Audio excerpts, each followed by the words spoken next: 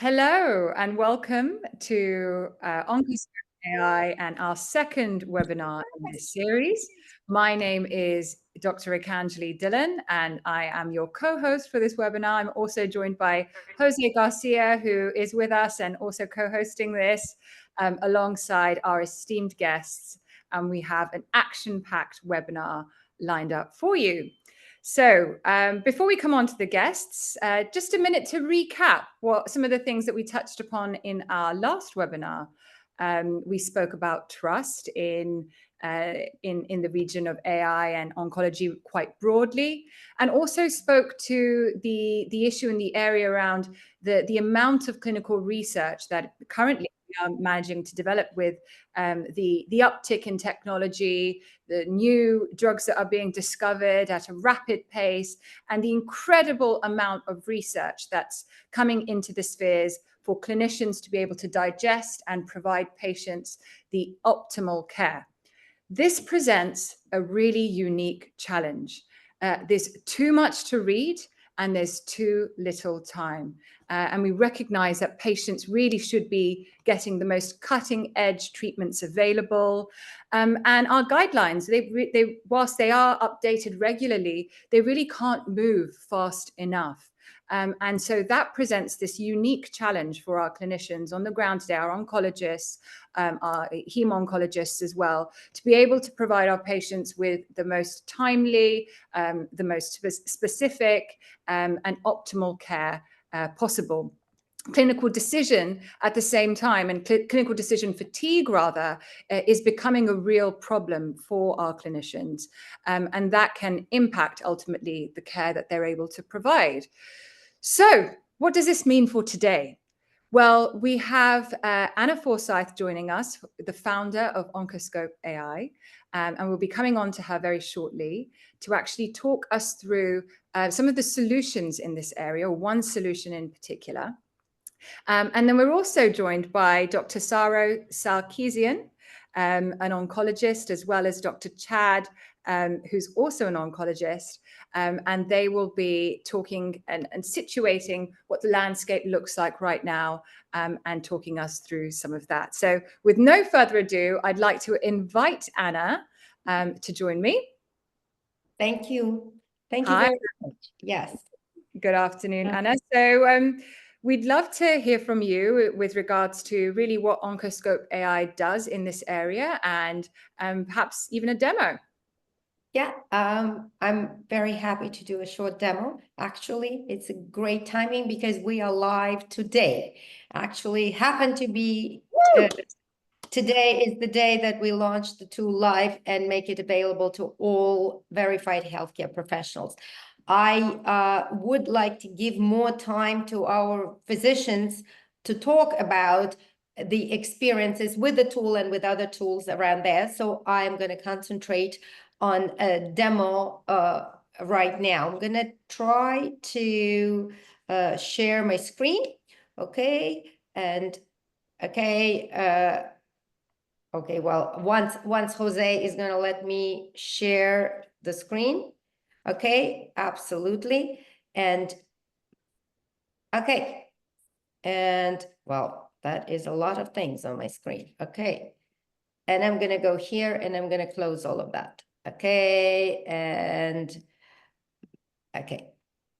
Okay. And here it is. So Oncoscope AI is a real-time oncology library because we understand that oncologists need up-to-date information and that information must be reliable.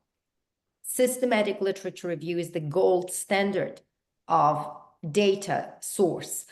So we conduct a systematic literature review daily. It is also automated with the help of multiple AI models that are automating individual steps in the systematic literature review process. At the end, we extract 32 variables from each publication and create a database that is very, very rich and very, very clean and easily filterable. It is 100% human-powered and AI augmented. when you log into the database, you have a choice of lung or breast cancer. These are the two cancers we have as of this point. We are busily working on prostate, and then followed by bladder, melanoma, and further solid tumors. That's where we're starting. But today, I will just show you the breast cancer because that's one of our first ones.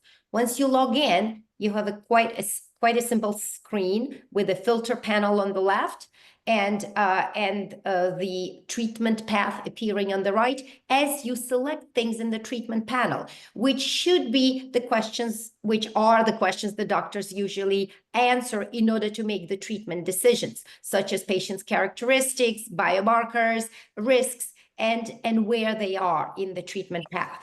Once you select it, the treatment path, you can also try to see what specific treatments are approved and in the guidelines. We also, as you could see here, show information that is beyond the guidelines. So if there is a well-conducted pivotal clinical trial that released the results, similarly, this week, we've heard about a new treatment in adjuvant setting for the breast cancer. It is already in our tool. We not only search the PubMed, we search also the Congress proceedings and sometimes important press releases as well. As you could see, these are 6 studies related to the ADCs, specifically in the HER2-negative third-line setting. And once you are here, you could just explore the results. You see the second page. And the second page looks exactly like the first page, except instead of the treatment path, you actually have the study listing. You will have all the studies. You can scroll down and see all of the ones selected. They are very carefully tagged to show you what is approved, what is in the guideline recommended, what is not, what maybe is investigational or beyond the guideline at this point. Additionally, you could sort this view and see the most recent publications on top. You can add hidden fields or variables because, as I mentioned, we extract 32 different variables. So beyond OS, PFS, you could see other variables. And finally, for those of you more in the research who would like to understand what is our protocol for conducting systematic literature review, you can download that as well. So that is it. It's a very simple tool, no training required whatsoever. It is available live now, and to get a free license, you just have to complete the contact form on our website. So as easy as that. Oh, and I am no longer in Zoom. Stop sharing. Okay, here we are. Thank you, Anna, for taking us through that really quickly, but actually you were able to lay out within that time frame how much time that potentially buys back for the clinician, so they can actually focus on what's in the study rather than the time spent trying to get to the right study or keeping up with the research when there's so much coming out. Thank you so much.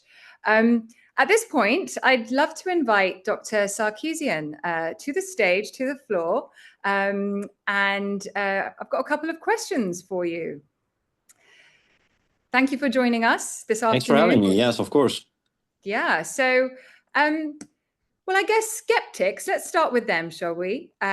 Skeptics might say, you know, why can't I just use ChatGPT to find this information? That's evolving at a exponential pace. Why that? And why not just go there? Why would I use this tool? So could you provide that context to us as a clinician? Absolutely. So again, thanks for having me and glad to be part of the panel here. So Anna touched on a very important tool, which is that as a practicing clinician, as you see, I'm wearing my white coat right now because I'm in between seeing patients. The challenge that we face is keeping up to date and providing reliable and evidence-based medicine care to our patients. ChatGPT is a very important tool. Obviously, we all use it. However, we need that human insight because at the end of the day, we need verified medical information, verified and vetted information. What Anna is doing is phenomenal because it's augmented AI, basically using automated system with human oversight, which will lead us to better outcomes. Other GPT boxes can or bots can give us information, which could be generalized. But when we are talking about specific cases as well as literature review, this tool is giving us very important literature. I can be as concise as possible if I'm in between patients, and if I'm seeing a particular patient, I need to know what is approved, what is not. I can just use that. But if I want to be very comprehensive and I just want to review the literature, what is out there, how many papers are published, and where we are, it's a great tool. And I also see the educational part of it. If I were a trainee, if I were a fellow who's specializing in oncology, and if I'm preparing a presentation, or if I have a journal club or a grand rounds, I can start here. I can just pull the information. If I be more practical, for example, we know certain patients with kidney cancer with bone metastases, they will benefit from certain immunotherapy in a combination with the TKI. This is not in the guidelines. The guidelines do not specifically tell us to use this, but from literature, from what's published out there, we know that this combination of treatment of TKI and immunotherapy is better for this patient. A tool like this will enable me, because I will go back, I will put this information with bone metastasis, and then I will know based on this published literature as well as data and references. These are all peer-reviewed journals as well. I know what treatment to offer my patients, be very up to date, and give them the best chances ever, including their survival, progression-free overall survival, as well as their side effect profile as well. Yeah, thank you. Those are the two really important point sets. Obviously, the angle around what the time that you're able to buy back and give to the patient, but also the education piece. So before we come on to that, are there any examples where you've been able to use this in your practice, or any specific cases that you've encountered where a tool like this would potentially provide significant value? Have you managed to put it into practice yet? Yeah, so I actually showed it to my colleagues during our tumor board discussion. And I do not necessarily see, I focus primarily on GI and GU oncology, but I showed it to one of my one of my colleagues who's a breast oncologist. And I showed her the tool that, for example, if you have a patient with metastatic HER2, hormone positive, HER2 negative with bone metastases, we know that guidelines, obviously, they lack. They take some time until these guidelines are updated. It could be a few months, it could be a few weeks as well. So I showed them that when you have this particular patient with this receptor status with bone metastasis versus liver metastasis, maybe you should consider this one based on published data and literature review. So it helps us. And also, I think, maybe Anna can show it later, but when you go back, when I start with bone metastasis, for example, and I go back, and that will give me all the options of knowing which treatment will be better for this patient.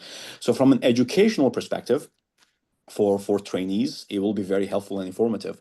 But also during tumor board discussions, again, guidelines take their time. So this is a great tool for us to be up to date. If you see majority of patients, oncology patients, they get their care at community centers, roughly 70 to 80% of patients in the United States. So not in academic institutions. And these doctors, they're in general oncologists. They see breast cancer, followed by lung, followed by different types of cancers. So this will be a very helpful and useful tool for them to use it on a day-to-day practice, which will help them keep them up to date. Because if I'm not up to date, I'm not offering the best to my patients. Yes, absolutely. And it's really the volume of information that is being thrown at you that you have to digest in real time. So in these tumor board meetings, to provide the context of you've got clinicians who are very busy, you've got this time, and if you're spending that not necessarily having the right information available, then that's wasted resource. So when you were using it, were there any links into trial abstracts, etc., that you were able to use within the tool itself? There's a one-page treatment summary. Was that enough for you to act with, or were you able to link on to the actual data itself? Yeah, I think what is helpful is that you can be as direct or just minimalist as you want. So if I just want to see what's out there, I can get the information. But at the same time, if I want to be as comprehensive as I want and do a literature search and debate this during our tumor boards, we can do that. And that's what happened with my colleague, actually, because she wanted to know specifically for this patient with this hormone status, hormone or HER2 status with bone metastasis, which regimen to probably choose best. And then just to know the options. And then, well, I need to know the letter. I want to do a comprehensive review. I want to have an hour-long discussion. Everything is listed there. So we can be as comprehensive as possible, but at the same time practical. If I'm in between patients, usually obviously all oncologists are busy. I'm in between patients, and rather than going to, as you know, various websites that can provide you all the information, guidelines, again, they lag behind, they take some time. Here I have practical information. I can review them, and I can just review the literature, the papers that are published, phase 2, phase 3 data, and even investigational treatments. We know for our oncology patients in their second line, third line treatment, when we exhaust multiple lines and there are not many treatment options that are available. If I have a tool that tells me this is investigational, I can explore that, because this is another option that I can offer to my patients. Obviously, knowing the differences, the side effect profile, etc. There are many treatments that we offer that could be investigational, not necessarily approved by the regulatory bodies, but with data supporting that. Yeah. And I'm going to squeeze a few more minutes of your time, because I know you've probably got a course. busy clinic lined up. But I'd love you to just dive a bit deeper on that education piece. How is this useful to residents who are in their training, who are prepping for certification? How do you see this being a tangible resource for them? Mm-hmm. I mean, we all went through training, right? I did my residency, I did my fellowship. We were bombarded by information and all the resources that were out there. And we used to debate which book to read, which one not to read. And then I would realize after a while that, no, I spent a month on this. I should have done a different way. And there are a lot of responsibilities as a trainee, right? Journal clubs, grand rounds, and the wealth of information. Once we go in, even on PubMed, if I search specific topic, I'll be lost. Let's just be practical and be honest. I'll be lost. This is a very helpful tool I see for trainees as well.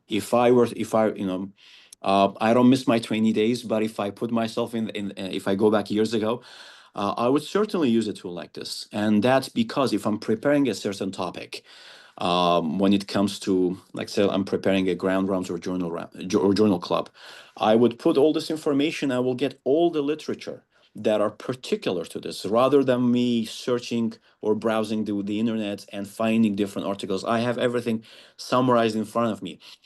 At the same time, for my own knowledge, not just preparing for a presentation, but if I'm seeing a patient tomorrow and I'm still not confident yet because I'm a trainee, I'm still learning, this is a good tool for me to go back to put, and these are the treatment options, and I can review the literature and get the best treatment option and be an amazing fellow. I think it will make a difference when trainees use a tool like this versus just browsing the internet, browsing various professional medical websites, obviously.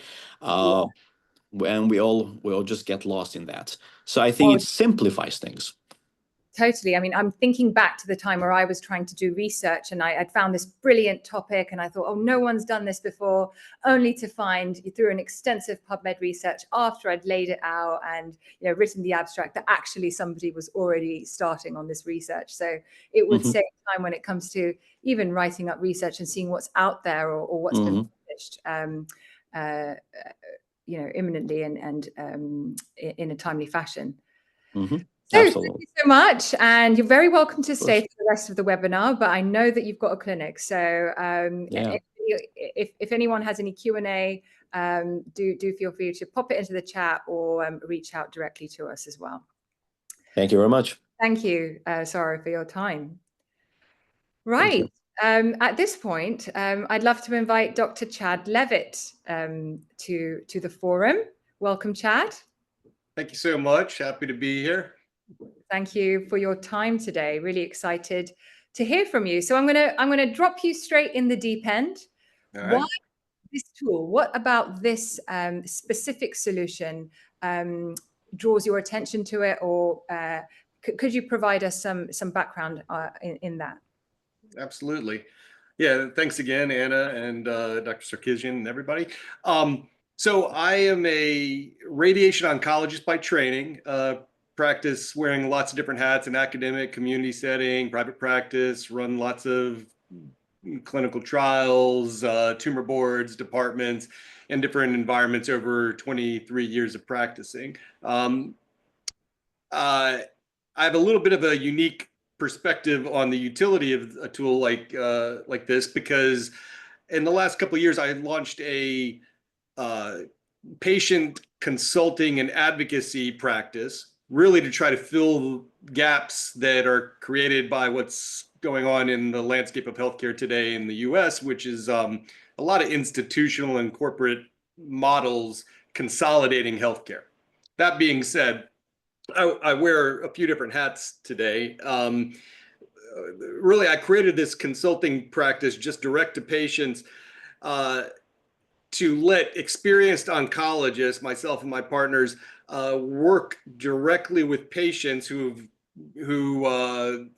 have no, and we as doctors, we have no other incentive other than just to help the individual patient and whatever their journey might be. So we're deep in the cutting edge molecular genetics science of oncology that may or may not yet be established as standard. We're also deep in the utility of creating enough time, space, education, expertise for each individual patient to sort of feel and get precision-based medicine, whole person-based medicine based upon their individual characteristics, both the characteristics of their individual disease as well as their own personal makeup on how they're wired, so to speak, philosophically and historically. That being said, there are a lot of tools today compared to when I was in training, where we really had to make our own little cheat sheets and what we used to call the peripheral brain, our notes in a little notebook that we'd keep in our pocket.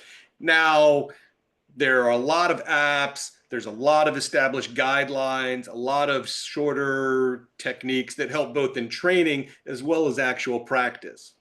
But to be honest, there's not one comprehensive tool to look at guidelines, research, side effect profiles, drugs, clinical trials, patient-oriented pathways that can sort of fill everyone's needs.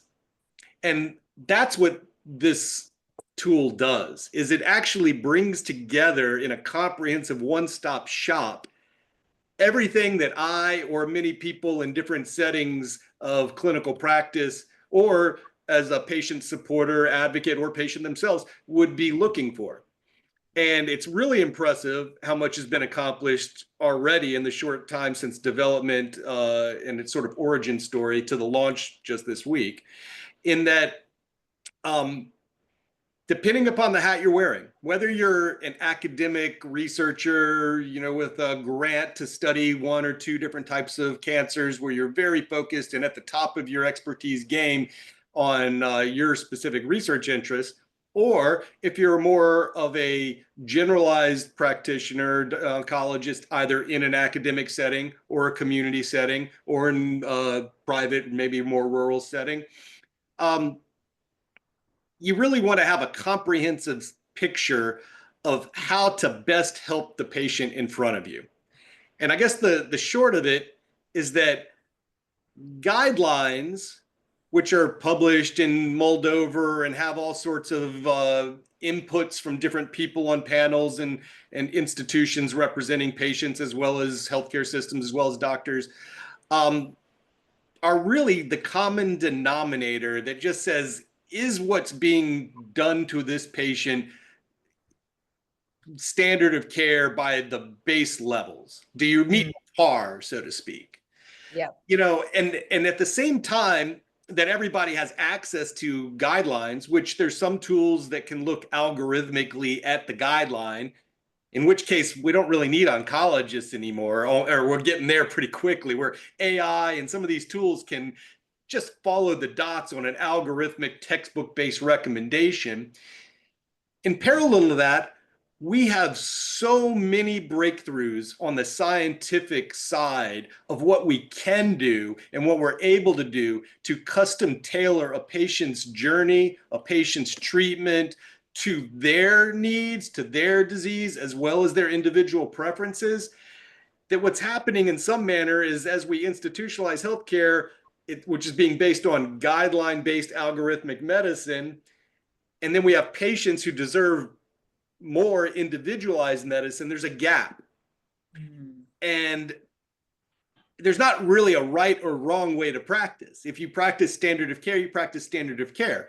I created this advocacy consulting practice really to limit the number of patients and maximize the amount of time that my team of doctors and administrative team have to spend diving into every little detail on an individual patient, that we know that each patient brings to the table, once they're diagnosed, very specific cultural, philosophical, emotional, characteristics that they deserve. We all deserve the ability to custom tailor our treatment, as long, is based on real science, based on guidelines, based on standards, but to our own individual preferences. And if you don't have the time and bandwidth as a physician to meet that patient in the same place that they are currently as a recently diagnosed patient,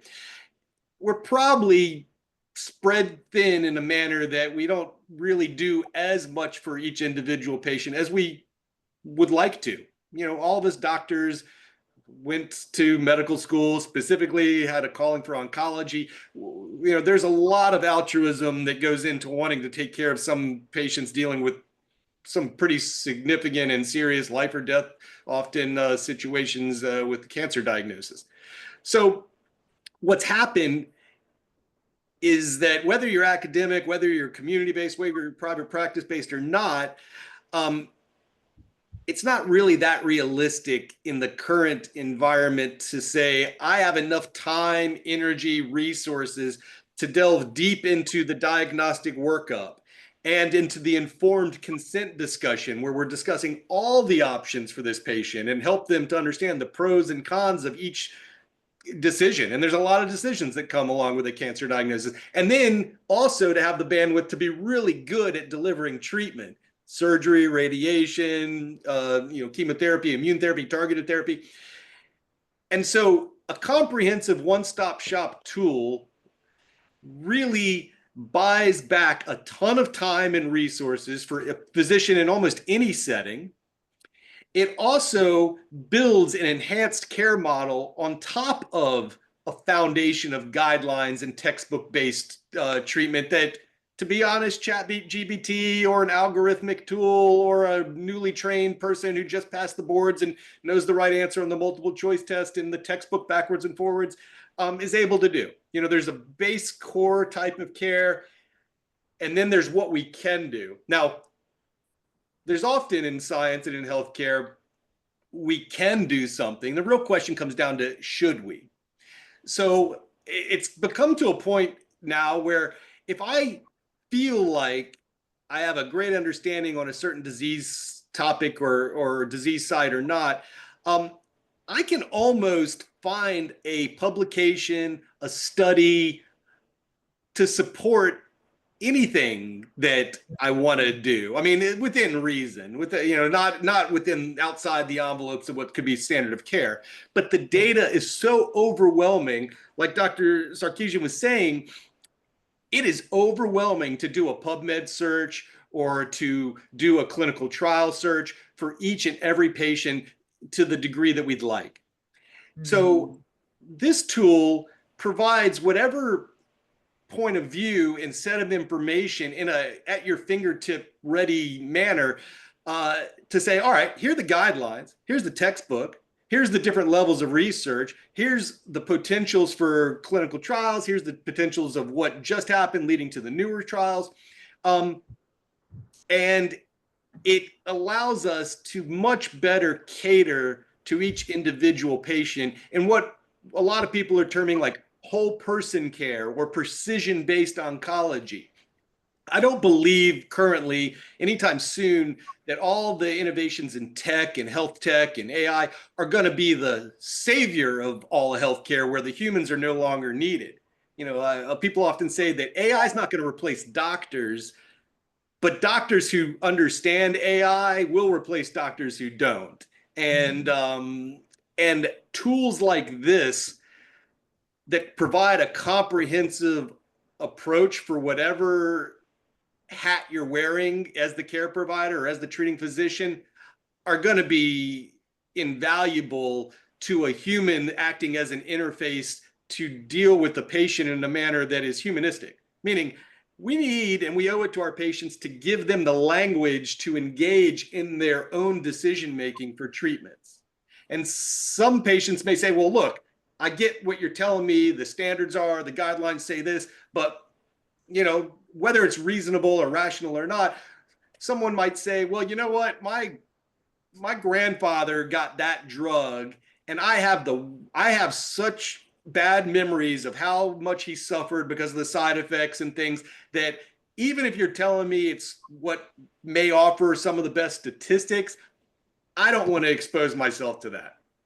I mean, informed consent means that we help patients understand the risks and benefits of the standard treatments and give them options to make their own informed decision. And what's lost in healthcare, unfortunately, today is patients understanding that this is just the same thing as wanting to be an informed consumer in anything that you might buy. But in order to understand the pros and cons of a TV or a car or, you know, a pair of shoes, where you speak the language, healthcare and cancer specifically is a foreign language. So patients get fraught with the trauma of a new cancer diagnosis. They're scared. It feels like there's urgency. They have to face the realities of life and death and thinking about the human condition. And they don't speak the language, and doctors are spread so thin. This is not a beat up the doctors. This is definitely a hate the game, not the players landscape today. And the doctors want to do more. Tools like this will give each and every doctor the opportunity to engage those patients the way they really truly want to and cater to them. Are you someone who says, hey, if there's any chance that my statistics of beating this cancer are going to be improved even a little bit, let me understand the downside, the possible side effects, even if it's not standard, but it's something that perhaps is FDA approved, but not studied in a randomized controlled manner. Like Dr. Sarkeesian was saying, we might be able to offer that to a patient given informed consent, meaning they understand this isn't standard. They understand there's things moving towards this being successful, but it hasn't quite made its way into the canon of guidelines and textbooks, which are usually a few years old. Yeah. So one of the things that I love most about what Anna and the team have done in developing this, you know, from my point of view, is also I already gave myself the time to dive deep into the science and listen and be present and mindful with each and every patient that I work with.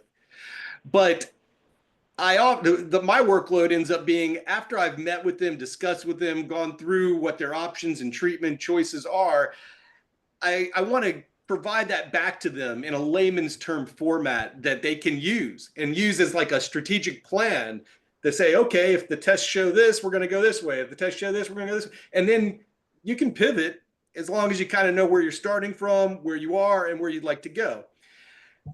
So translating all of these complex moving parts of science, care, experience stuff, and guideline-based treatment recommendations into layman's terms is a challenge.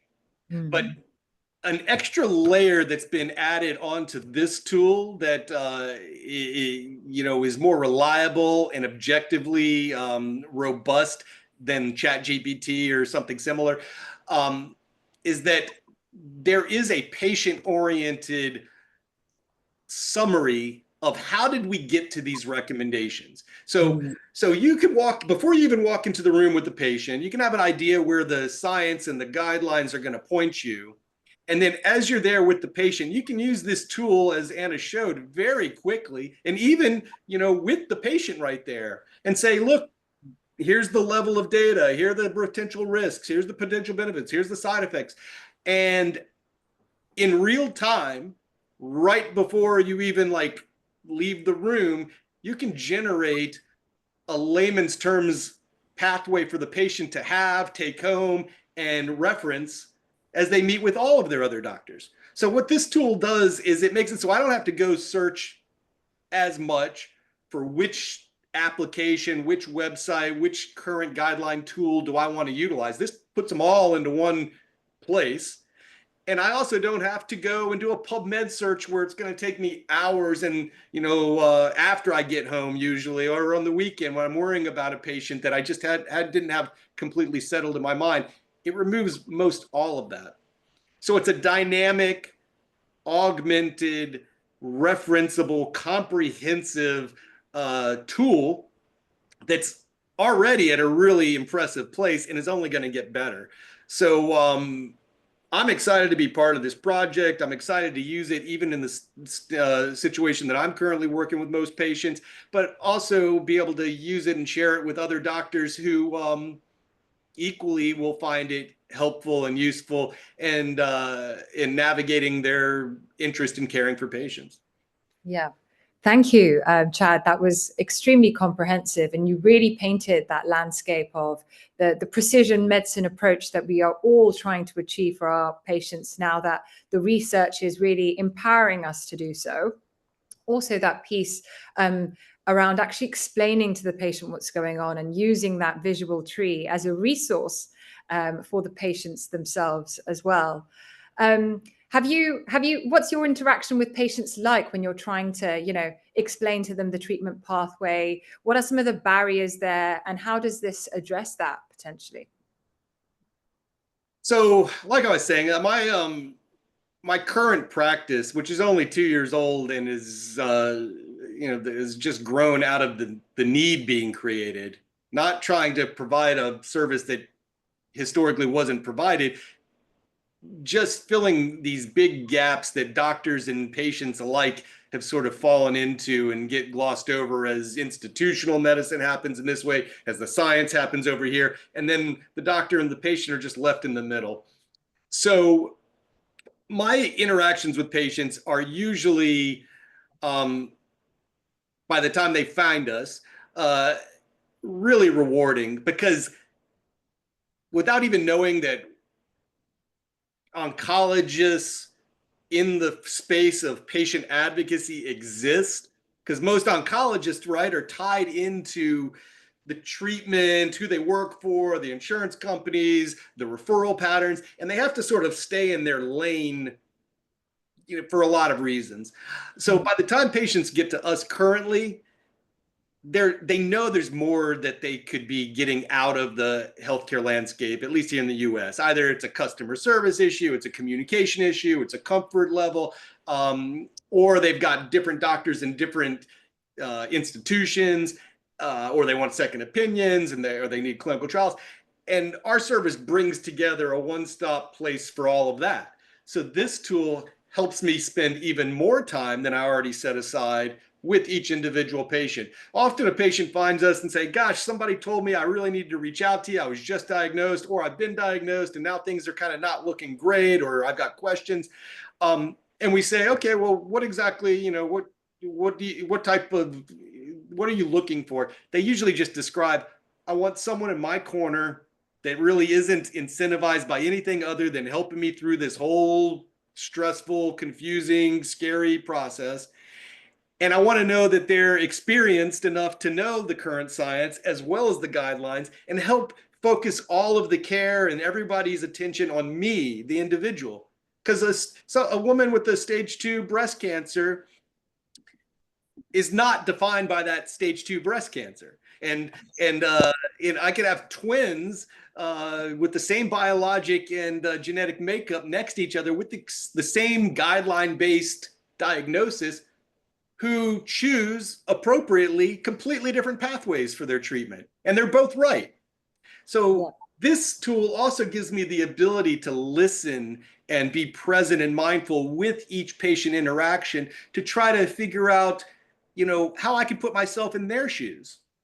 And when I'm spread thin all day long in a hospital setting, going from clinic office to clinic office, patient to patient to patient, it's a really hard mind space to get into to say, all right, if this were me, what would I want? Well, the answer to that question, which all oncologists ask themselves routinely, because we all help friends and family once or twice or more a month anyways, and we know it makes a huge difference when you step back and you immerse yourself in the patient's shoes and their situation, and then try to complement it with the foundation of didactic guideline-based medicine that's enhanced by opportunities that science is outpacing.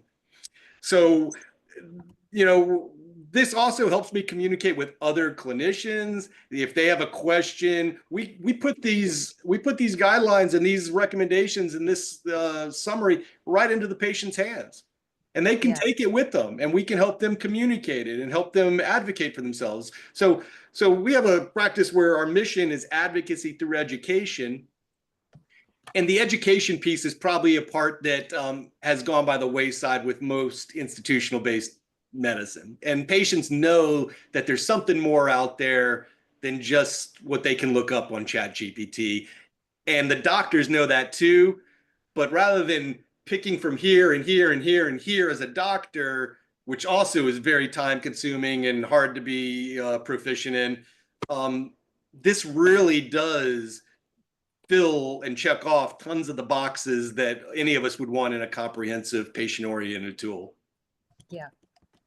No, thank you so much. There are key takeaways there for me. It's that a contrast between that standard of care guideline-based approach and actually being empowered to now have a more precision-based approach. And we heard on our first webinar how important that is from a patient lens, and how ultimately groundbreaking it can be for their therapy and their treatment, as well as that bit with advocacy through education, not just for the provider, but also the patient as well. So thank you so much, Dr. Chad. Please do stay on. And I'm going to actually invite Dr. Sarkisian back. You thought you'd probably escape me, but we'd love to welcome you back to the floor, Sarah, if that's okay. We've got some new attendees since you were first on, and we'd love to explore the tumor board conversation with you again. So welcoming you back to the stage, to the floor. If Sarah is, I'm going to find him. One more. Yeah, I'm here. The video. Yes. I'm unable to turn the video on. It says it's disabled by the host. Okay, perfect. Here I am. You can see me, right? Yep. You can see and hear me. Yeah. Yes. So the question is about using this tool for tumor board discussion, right? Yes, absolutely. Particularly for our guests that have joined us in the second half of this webinar as well. So if you could just pick up and touch on those key points again for us, Saro, that would be great. Absolutely. So yes, I think it's very helpful. Obviously, we have our tumor boards, multiple tumor boards in a week, and we do have the specialized head and neck, breast, lung, etc. And guidelines are very good, but we need the data. We need the latest approval, even investigational treatments. And what we see is that what I tried actually with my colleagues during our breast MDC using the tool is provide all this information, provide the hormonal status, HER2 status, staging-wise, all this information.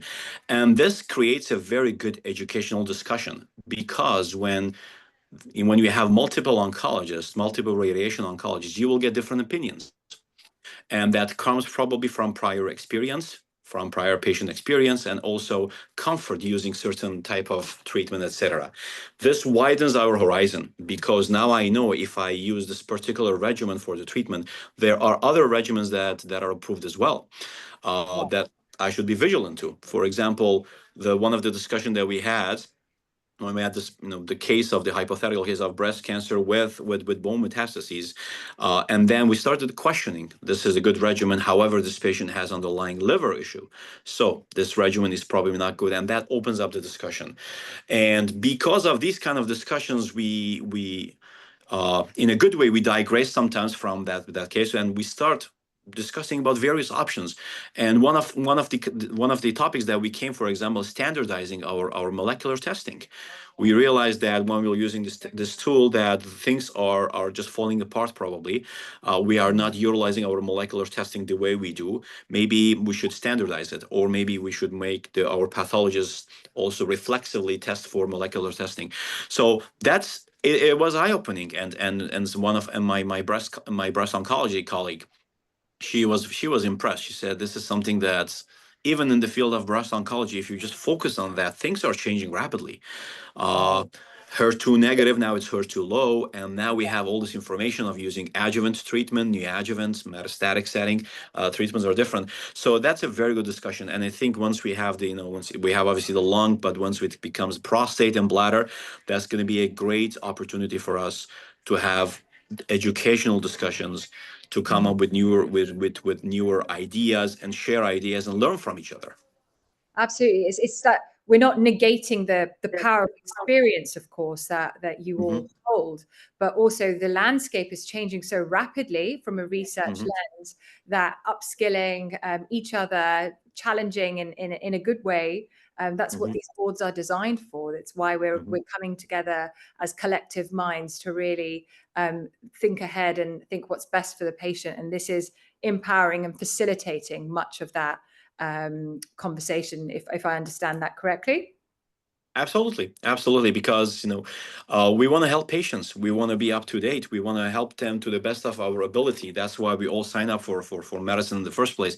And for oncology, it's a unique field.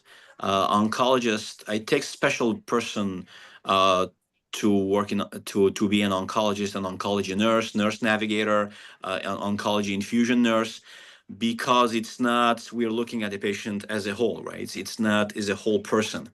We offer these treatments. If I'm targeting lung cancer, I'm offering treatment for lung cancer, but I may deal with complications which would be systemic, and I have to be very well informed about how to deal with this. Because of these kind of tools, we can our discussions, and we can share a lot of information. And what I like is you put this information. I can start from backwards. I can start with bone metastasis, and I can go the other way, backwards, rather than going forwards. And the tool that Anna developed, and it will become much more user friendly, obviously, with time, and it will be very useful for us. And my colleague, she was thrilled. Yeah, no, thank you so much, Saro. And I brought you back on there because I wanted the opportunity for everybody to hear from you. So thank you for that. So I'm going to summarize some of the conversation that we've had already from yourself and Dr. Chad as well. Really, it's the patients and the conversation that we're able to have with them. It's the clinicians of today and the experienced clinicians who this is a really tangible resource for, and the clinicians of tomorrow. So the residents that are in training and really shaping an environment that cuts down some of the noise and allows them to target either their research or their education to the relevant field as well. So that's probably my summary there. At that point, I would love to invite Anna back on, our the founder of Oncoscope AI. Anna, are you there? Here, yes. Great. Thank you so much. So we've kind of gone on a bit of a journey. We started with yourself and the demo that we had from you, and then the context that Dr. Saro and Dr. Chad provided for us there. So what does this mean going forward for everybody that's on the webinar at the moment? What are the next steps around this? So we're launching our pilot, our first version 1.0 today, and that is available. But this is just, for me, this is the start of the journey. And as you've heard, as I am learning from our advisors, I am working actually very closely with both Sarah and Chad on completely two different kind of sub-projects. So on one hand, what we launched today, we feel this is a basic tool. This is essential. We're going to call it essential. We decided essential tool, but it's still does not have everything, because we want to help Chad and doctors like Chad to create a better patient communication version. We realize that we want to give them something that they could generate a printout, an easy report for the patient to take home, so that the patients can understand what it is they have, why they have a certain therapy recommendation, and what they can expect from that therapy. So we just starting because we were waiting to launch, but I already have a prototype. And as a matter of fact, I saw Shanice is here on the call, and I was waiting for the day because I'm going to work with Shanice very, very closely. For those who do not know, she is a patient advocate and a most admirable person who is living as a survival of cancer. So I am going to make a post to try to invite someone from lung cancer as well, because cancer, there are differences. We're going to start to work with patients directly to try to make maybe not yet a patient-facing tool, but a patient communication from the doctor, where the doctor can have the discussion and add that to our essential tool as the basis. On the other hand, and in parallel with that, we already started, and that what Sarah was talking about, because I showed him the prototype already, because I was talking to him, and I said, okay, when they're discussing at the level of the tumor boards, you may not want to, you are not thinking one patient at a time. You may need to understand what's new in adjuvant therapy, for example, or what's new with ADCs, or what's new for a specific mutation right now. What is with HER2 low? Where do we have therapies? Do we have adjuvant therapies? Do we have only second line, metastatic second? What other parameters may be important at this point? So we actually creating a new version of the tool that is not going to be instead of the first version, but in addition, for a different, so a doctor can curate their experience depending on what they're looking for. So it's more of, we're going to call it the edge, because those are the people on the edge of changing how we treat the patients. And that tool would allow you to search the data. The database that we've collecting is probably going to become, and it's already is, the richest and the cleanest. The clean is actually the key, because it's very easy then to search and manipulate. Because we have that, we are going to create a tool that allows people to search in different directions. It doesn't always have to be in the same direction, and allow them to look at additional, maybe patients' characteristics, subgroups, criteria, and see it so more from a different perspective of a doctor. So that's where we are right now. I'm amazed at that, and I'm very, very excited that we have something to give to the doctors now, but we are already on our versions. I'm not in charge of version control, thank God, because I do not know, but I really, really am excited that we have the advisors that take that time to create it with us, to be a part of this journey, and to help us create the other versions. Yeah, I saw some heart emojis from heart reactions from Olivier Petit. That sounds great. The fact that the future is also bright in terms of customizing, curating the experience for the clinician, I think is really, really reassuring. And clearly there's a roadmap ahead for Oncoscope AI, and this is the beginning of the journey. So it's been an interesting first day in terms of the launch. How are you feeling about it all? This has been such a big day. Tell me what the launch of this product feels like for you. It's very, very exciting, but it is stressful, I do have to say, because the truth is we have, I believe, 750 people on the list that expressed interest, and we are offering it's to verified healthcare professionals. This is a free license, which means it's an individual license. So I am, what I'm busy with? I'm sending emails one person at a time.